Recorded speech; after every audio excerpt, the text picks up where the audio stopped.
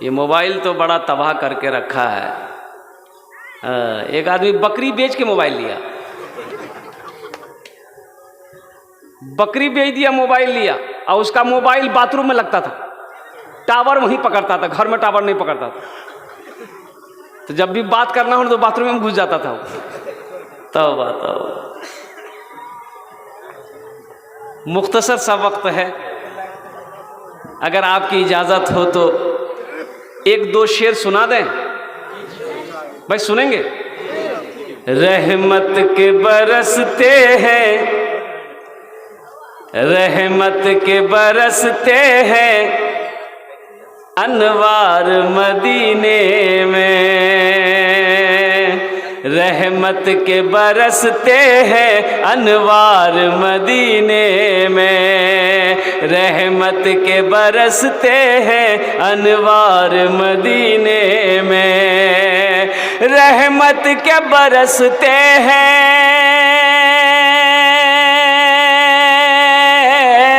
रहमत के बरसते हैं अनवार मदीने में, रहते हैं दो आलम के सरकार मदीने में, रहते हैं दो आलम के सरकार मदीने में, रहते हैं दो आलम के सरकार मदीने में। मुमकिन है गुनहगारों तकदीर बदल जाए, मुमकिन है गुनहगारों तकदीर बदल जाए, मुमकिन है गुनहगारों, मुमकिन है गुनहगारों तकदीर बदल जाए, जाकर तो जरा देखो एक बार मदीने में, जाकर तो जरा देखो एक बार मदीने में। अल्लाह पाक की बारगाह में दुआ करें, अल्लाह आपके आने को, बैठने को, सुनने को, मेरे बोलने को अपनी बारगाह में कबूल अता फरमा ले। आमीन बोले अल्हम्दुलिल्लाह। कबूलियत की घड़ी है, ये रात का आखिरी हिस्सा है। उलमा फरमाते हैं कि रात के आखिरी हिस्से में बंदा जब अपनी रब की बारगाह में लौ लगाता है, जब अपने हाथों को फैलाता है, अल्लाह उसकी दुआ को रद्द नहीं करता बल्कि अपनी बारगाह में कबूल फरमाता है। तो इंशाअल्लाह दुआ करके उठेंगे इंशाअल्लाह। कितने लोग तैयार हैं? जरा हाथ उठाओ, इंशाअल्लाह दुआ करके उठेंगे। माशाअल्लाह माशाअल्लाह। यहाँ जो दुआ होगी कबूल होगी, जो दुआ होगी मकबूल होगी। एक बुढ़िया का इंतकाल हो गया, ये वो कोमा में, बुढ़िया कोमा में चली गई। अच्छा, कोमा में आदमी जाता है तो कोमा में जाने के बाद आदमी मरता नहीं है, वो बेहोश हो जाता है, उसकी सांसें चलती है लेकिन आदमी को एहसास नहीं होता है कि ये जिंदा है। कोमा जाने ना भाई, कोमा जानते हैं ना? आदमी कोमा में चला गया, होश नहीं है, बुढ़िया कोमा में चली गई, बुढ़वा समझा बुढ़िया गई, पूरे मोहल्ले में ऐलान कर दिया मेरी बुढ़िया मर गई। ए बाबू बैठने, मेरी बुढ़िया मर गई। लोग जमा हुए, कोई कब्र बनाने चला गया, कोई कफन लाने चला गया, गुस्ल दिया गया, कफन पहनाया गया, जनाजे की नमाज पढ़ी और लोग जनाजा कंधे पे उठाया। शाम हो गई, रात हो गई, वो जनाजा लेके जा रहे थे लोग कब्रिस्तान, रास्ता छोटा था और लोग अंधेरे में दिखाई नहीं दिया। वो बिजली के खंभा में जनाजा टकरा गया, टकराना था, बुढ़िया उठ के बैठ गई। बताइए, आदमी खड़ा रहेगा जो जनाजा लेके जा रहा है?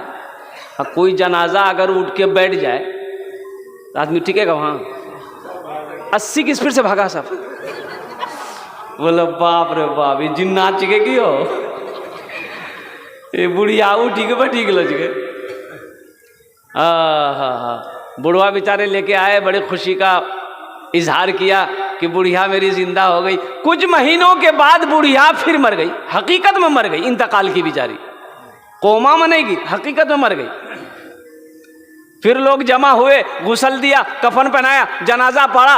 अब भाई जनाजे में जाते हैं लोग तो कलमा पढ़ते हैं ना, कोई कलमा तैयबा पढ़ता है, कोई शहादत पढ़ते हैं, कोई दुरूद शरीफ पढ़ते हैं, कुछ ना कुछ पढ़ते रहता। ये बुढ़वा जनाजे के आगे था, सबको बोल रहा था भैया खंभा बचा के, खंभा बचा के, खंभा बचा के, कहीं ऐसा ना फिट होकर लग जाए फिर बुढ़िया उठ के बैठ जाए। एखाने जेटे दुआ होवे कबूल होवे, जेटे दुआ होवे मकबूल होवे। ये कासिमुल उलूम, कासिमुल उलूम पब्लिक स्कूल, अल्हम्दुलिल्लाह। क्या कहने मेरे भाई, मैं सलाम करता हूँ इन असातिज़ाए किराम को जिन्होंने अल्हम्दुलिल्लाह जो आपके बच्चों को, वो यूं कह लीजिए कि ये पत्थर को तराश कर ये हीरा बना रहे हैं। एक जेंटलमैन था, एकदम जेंटलमैन जानते हैं ना, यहाँ बहुत सारा जेंटलमैन बैठा हुआ है। हाँ, टी शर्ट पैंट पैंट, खड़ा होकर पेशाब करता है, इसको बोलते हैं जेंटलमैन।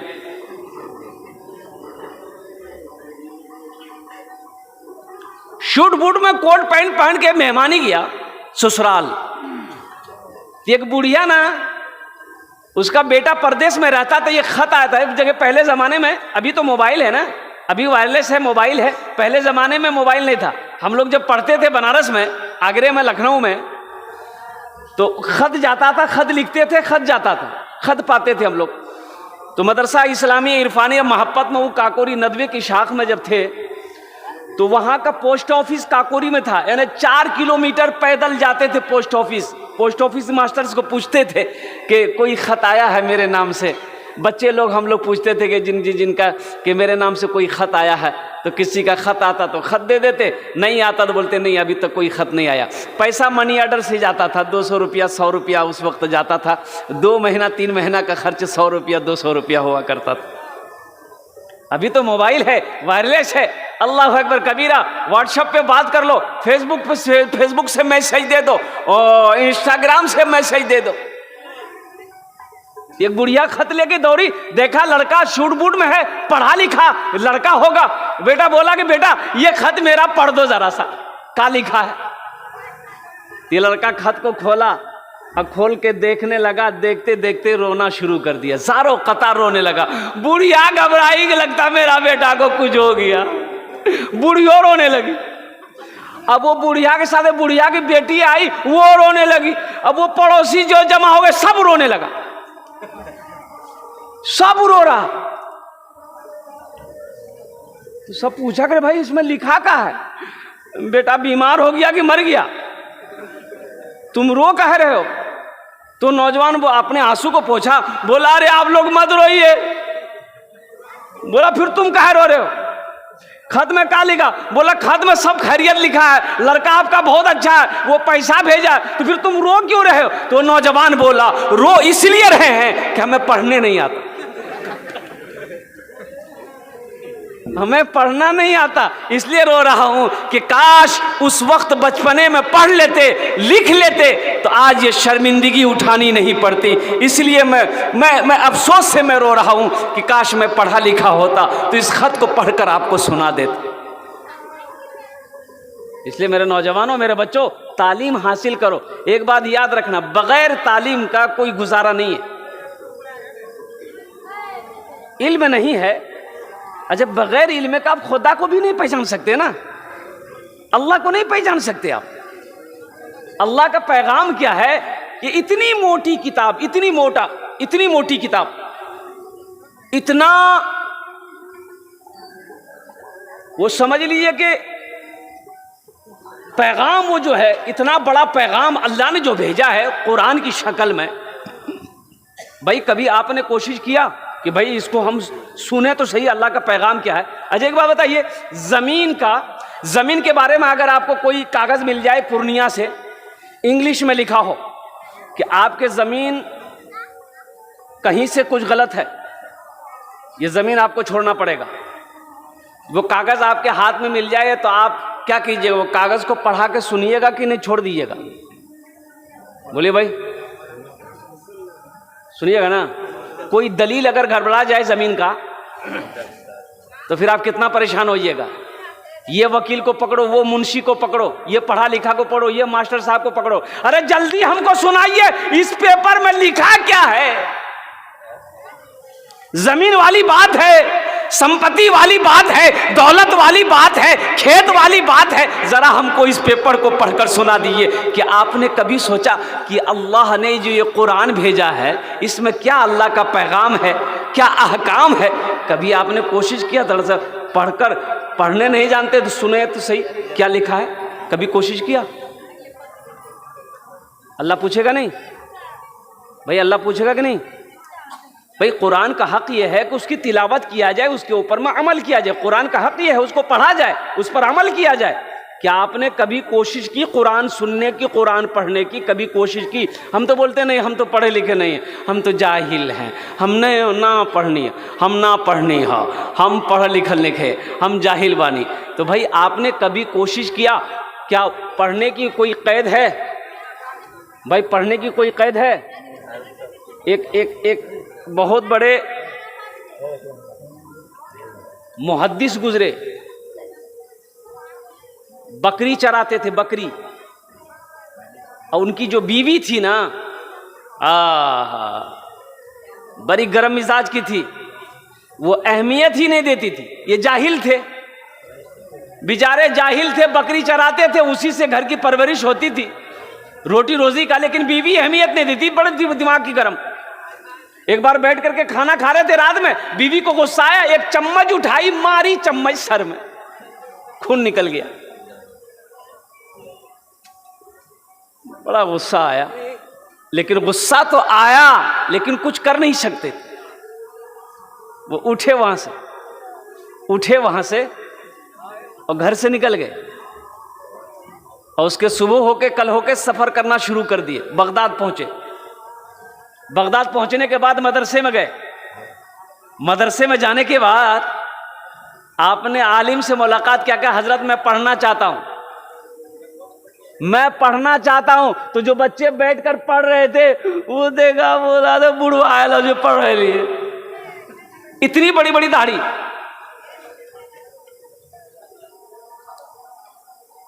इतनी बड़ी बड़ी दाढ़ी थी। तो उलमा पूछे कि तुम कुछ पढ़े लिखे हो? बोला कुछ नहीं, अंगूठा छाप है, हम इब्तदाई तालीम शुरू करेंगे, अलीफ बा से पढ़ेंगे। नहीं, बोला ठीक है। फिर शर्म आई, निकल गए मदरसे से। प्यास लगी, एक कुएं के पास गए, देखा एक औरत पानी निकाल रही थी, रस्सी डोल से, रस्सी से कुएं से पानी निकाल रही थी। तो देखिएगा वो रस्सी के घिसने से वो जो कुएं का पाट होता है ना, पत्थर का होता है ना, वो उसमें निशान लगा हुआ था। तो बुजुर्ग को समझ नहीं आया। ये अल्लाह वाले ने पूछा उस औरत से कि बेटी ये निशान कैसा निशान है? किसी ने काट दिया पत्थर को? बोला नहीं बाबा, हम लोग रोजाना पानी निकालते हैं ना, ये रस्सी के घिसने की वजह से, रस्सी के सटने की वजह से ये पत्थर में निशान पड़ गया है। तो सोचने लगे कि एक रस्सी कमजोर सी है, एक पत्थर को काट सकती है, तो हम पढ़ क्यों नहीं सकते? हम जरूर पढ़ेंगे। फिर मदरसे में दोबारा गए, कहा कि हजरत आप मेरा दाखिला ले लीजिए, मैं पढ़ना चाहता हूँ। अल्लाह अकबर कबीरा, कुर्बान जाओ। ओहो, वो अल्लाह के बंदे दाखिला ले लिया, पढ़ना शुरू किए। 40 साल की उम्र में पढ़ना शुरू किए। जानते हैं बहुत बड़े मुहद्दिस बने, किताब लिखी। पढ़ने की कोई उम्र कैद नहीं है, आप भी पढ़ सकते हैं। मैं तो कहता हूं कि मौलाना कासिम नदवी साहब ने जो ये मदरसा खोला है, जो ये पब्लिक स्कूल खोला है, कि आप रोजाना 15 से 20 मिनट नहीं निकाल सकते? ये अफसोस का मकाम है कि मुसलमान हो, कुरान पढ़ना ना जानता हो, मुसलमान का बच्चा हो, कुरान पढ़ना ना जानता हो, मुसलमान की बच्ची हो, कुरान पढ़ना ना जानता हो। ये अफसोस, सद अफसोस। अच्छा, जब इंतकाल हो जाएगा तो कब्र में जब फरिश्ते सवाल करेंगे तो वो अंग्रेजी में करेगा? अरे बोलो ना भाई, हैं? अरे बोलो ना भाई, बोलो ना। अरबी में करेगा कि उर्दू में करेगा? हिंदी में, संस्कृत में, अंग्रेजी में कुछ चलेगा? तुम अरबी में सवाल होगा, मन रब्बो का, तुम्हारा रब कौन है? तुम क्या कहोगे? बोले नहीं, हम अरबी कहाँ पढ़े, हम तो अंग्रेजी में बोलेंगे। फरिश्ता कहेगा। तो इसलिए मेरे नौजवानों, कुरान पढ़ो, कुरान पढ़ो। खैरुकुम मन तअल्लमल कुरान व अल्लमहु, अल्लाह के रसूल इरशाद फरमाते तुम में सबसे बेहतर वो है जो कुरान सीखे, दूसरों को सिखाए। मैंने 65 साल से लेकर 75 साल के 5 बूढ़ों को कुरान पढ़ाया अल्हम्दुलिल्लाह। मैंने, जिनकी उम्र 65 साल से लेकर 75 साल की उम्र थी, अल्हम्दुलिल्लाह 6 से 7 महीने लगे, कुरान पढ़ना सीख गया। अब मेहनत करके तो आप मोहब्बत, देखिए कुरान ये कहता है कि तुम जो हमसे मोहब्बत करता है, जो मुझे सीने से लगाता है, जो हमसे मोहब्बत करता है, जो मुझे सीने से लगाता है, हम उसको जमीन की पस्ती से उठाकर आसमान की बुलंदी पे पहुंचा देते। मोहब्बत करके तो देखो, इसे अपना करके तो देखो, इनसे प्यार करके तो देखो, ये कुरान सीने में उतरता चला जाएगा। सहरा में, जंगलों में, बयाबान में पढ़ो, मीनार गिर पड़े हैं तो मैदान में पढ़ो। ये बेखबर नजूमी तुम्हें क्या बताएंगे, कल होने वाला क्या है, ये कुरान में पढ़ो।